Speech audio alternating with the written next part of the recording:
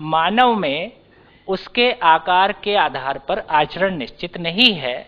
मानव में कल्पनाशीलता और कर्म स्वतंत्रता को वो जिन मान्यताओं या समझ के आधार पर इन्वेस्ट करता है उसके आधार पर उसका आचरण दिखाई देता है।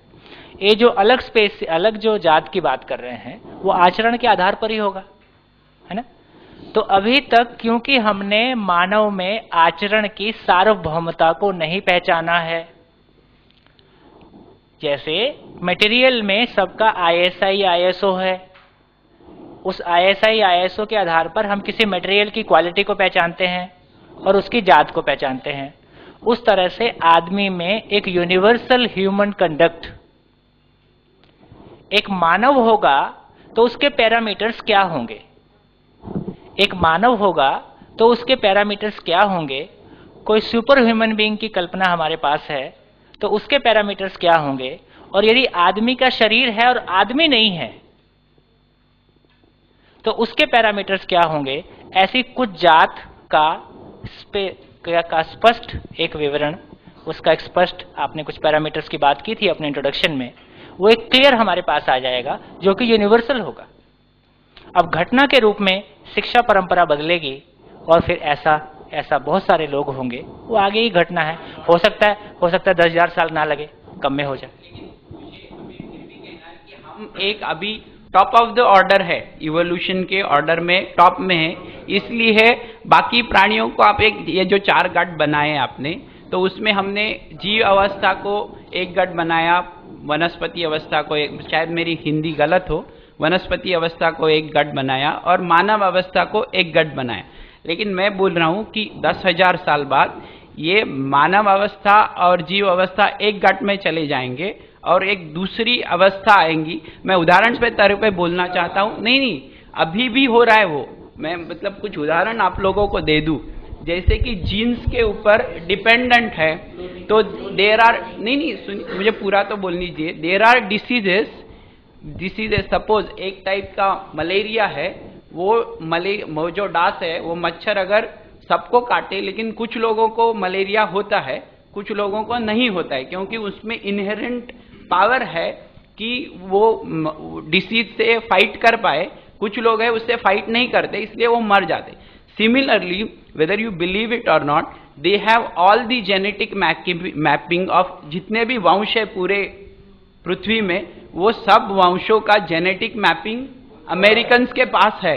तो they can develop a biological weapon which will kill only non white genetic content wala people, and all whites only will survive, and that may lead to a new evolution, whatever, new species, and few humans, a few slaves like us only will remain. That is quite a possibility. मतलब ऐसे नहीं कि मानव का नाश हो जाएगा, नया species का भी जन्म इस पृथ्वी पे हो सकता है।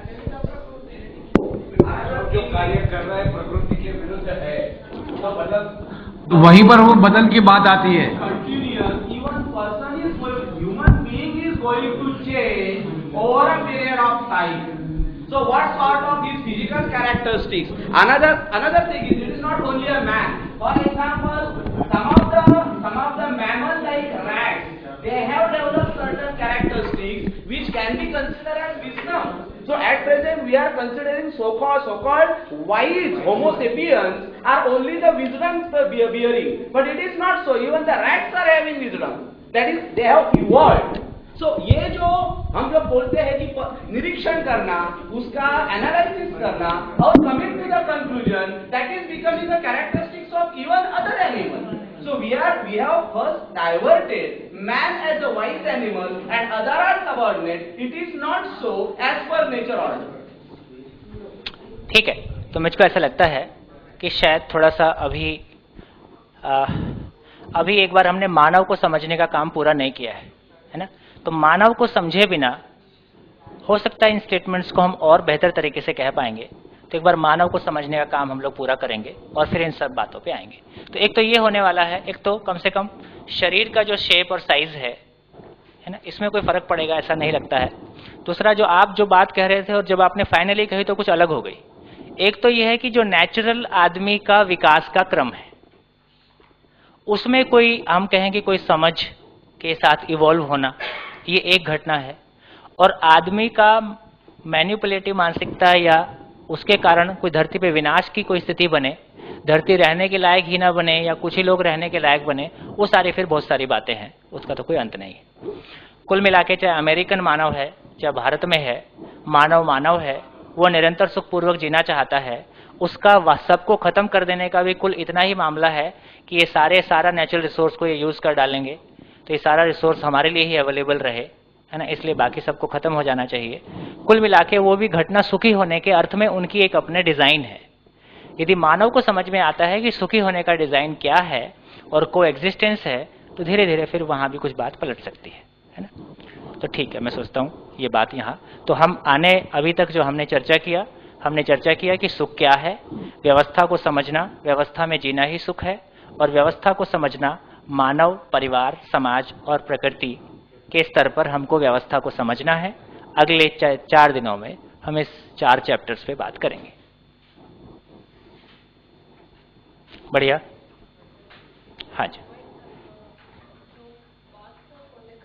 कही उसके ऊपर थोड़ा कमेंट करना चाहूंगी कि ऐसा नहीं है जीव अवस्था, प्राण अवस्था और वो पदार्थ अवस्था से मानव को निकाला गया। इसका जो 2 बात सर ने कही अभी, कल्पनाशीलता और एक कार्य प्रणवशीलता, जो 2 मुद्दे हैं, बुद्धिमत्ता और intellectual capacity what we are having is totally different from others, and therefore what way this thing gets developed will decide what type of evolutionary nature of man will. इसलिए मैं उस बारे में अभी कमेंट नहीं किया, क्योंकि अभी कमेंट करना बनेगा नहीं, है ना, अभी हमारा उतना प्लेटफॉर्म खुला नहीं है। थोड़ा सा आगे प्रकृति पे हम बात करेंगे तो उन सारी बातों पे बात करेंगे। हाँ जी, बढ़िया, सब ठीक ठाक हैं, गुड है। ब्रेक कहाँ? 12:30। काफी डिस्कशन हो गया ऐसा लगता है। मेंटल सैचुरेशन हो गया। हाँ जी, बताइए।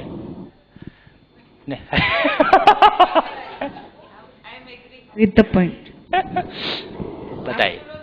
करने की अगेन बात आती है वही कि कुछ भी चीज स्वीकार करके मानव में मानव को समझना, परिवार में परिवार को, व्यक्ति को खुद से समझना, खुद को समझने के बाद ही हम दूसरा कुछ कर सकते हैं। बाकी रह गई जो फिजिकली चेंज की बात, तो थोड़ा किडिंग बोलो या वास्तविकता बोलो या फिलोसॉफी बोलो, बाय नेचर हम फिजिकली भले चेंज हो ना हो, कभी कभी बाय नेचर हमारा गुस्सा या तो हमारा एटीट्यूड किसी की तरफ होता है, या जेलस होते हैं, या ईर्ष्या होती है, या गुस्सा होता है, वो भी वन टाइप ऑफ चेंज है, ऐसा मैं समझती हूँ। हाँ जी, ये 2 बातें जो संजय जी ने रखी और वैदेही मैडम ने रखी, डिफरेंट मतलब अलग, मुझे लगता है अलग नहीं, मानव में वो क्षमता अधिक है बाकी प्राणियों से, शायद इसीलिए हम लोगों ने अपने आप को अलग किया है। तो ये भी शक्यता है कि हम भी एक प्राणी है, फ्यूचर में उत्क्रांति होगी। ये उत्क्रांति कहती है कि उत्क्रांति करेंगे, मैं सोचता हूँ अभी तो आदमी की शरीर रचना भी बदलेगी, तो बुद्धिमत्ता भी अभी बदलेगी। मैं सोचता हूँ हाँ। कि बहुत सारी बातें हम अपनी कल्पना से कहें, है ना, और आप कहेंगे तो मेरे को उसमें कुछ कहना है, बरोबर है ना, तो इसलिए अभी मेरे को कुछ नहीं कहना है। हमें कहना है, लेकिन हमें मेरे को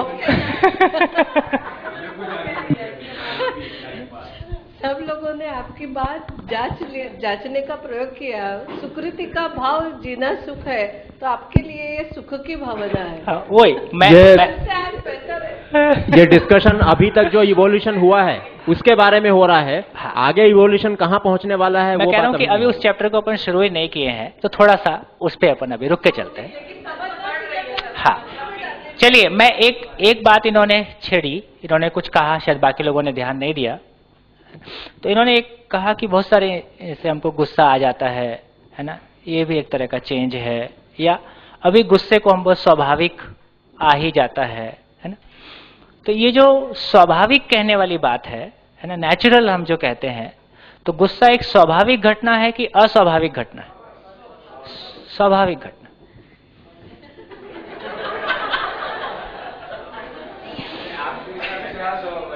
है ना। अब देखिए नहीं करते इसलिए वो स्वाभाविक है ना। स्वभाव का क्या मतलब है? स्वभाव का मतलब है स्वयं में जो स्वीकृत भाव है वही स्वभाव है। मेरे लिए मेरा गुस्सा स्वीकार किया है। नहीं, स्वीकार करने के अलावा कोई चारा नहीं है, राज रोज आता है, है ना। अब एक चीज देखें, जिसको गुस्सा आता है क्या उसको उस क्षण वो स्थिति स्वीकार है? जिस पे गुस्सा करता है क्या उसको स्वीकार है? गुस्सा करने के बाद दोनों की स्थिति जो बनती है क्या वो स्वीकार है? तो गुस्सा एक मोस्ट अस्वाभाविक काम है। पर सोम जी आज भी ने पोस्टर बता दिया योगा का, जिससे गुस्सा बहुत कम हो सकता है।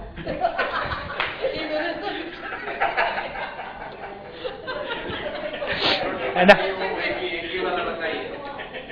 अब एक छोटी सी हल्की फुल्की बात हो जाए कि हम लोगों ने सुख को लेके कुछ बात की और हम सभी लोग अभी समाज के उस वर्ग से हैं जिस वर्ग से कि काफी बड़ा वर्ग नहीं है ना, एजुकेशन में, सुविधाओं में वगैरह वगैरह।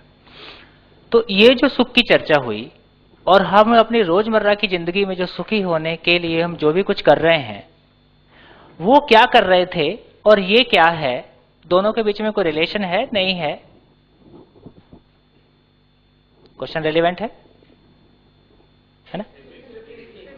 फिर से रिपीट करता हूं। हमने चर्चा किया कि हर मानव सुखपूर्वक जीना चाहता है और सुख को हमने समझने की कोशिश की तो पता चला व्यवस्था को समझना और जीना, और इसके अलावा सुखी होने का कोई चारा है नहीं यदि निरंतर सुख की बात करें तो, है ना। और सुख तो निरंतरता ही है, उससे कम में हम कोई कंप्रोमाइज, उससे कम में जो भी कुछ है वो एक कंप्रोमाइज है, समझौता है जो हमको नहीं चाहिए, है ना। तो फिर आज तक जो हम सुखी होने के प्रयास कर रहे थे वो क्या था?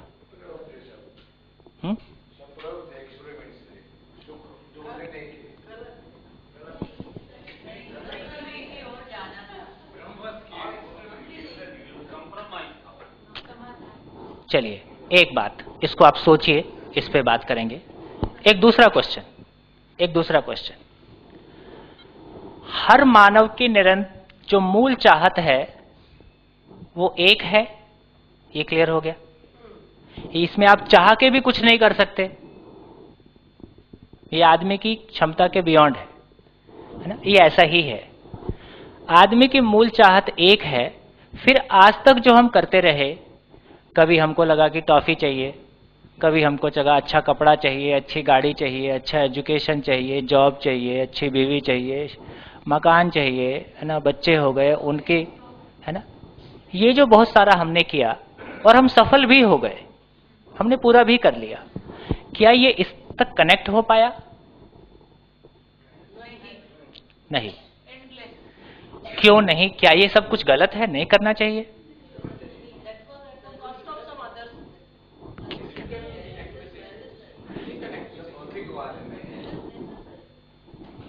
क्या गड़बड़ हो गया?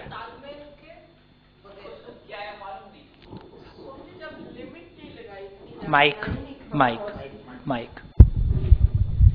जब हमने ये नीड्स पे कहीं जाके लाइन नहीं खींची कि दैट्स इट, हम और की तरफ भागते रहे, इसलिए हमें रियल ये संभव नहीं है। नीड्स पे लाइन खींचना संभव नहीं है। कुछ और होने से लाइन अपने आप लग जाती है, जब खींचते हैं तो लगती नहीं है, है ना, और जब कुछ समझ लेते हैं तो अपने आप ही कुछ लग जाता है। तो लाइन खींचने से तो नहीं लगती। नीड्स पे लाइन खींचने की जरूरत नहीं है, नीड्स को क्लासिफाई करने की जरूरत है।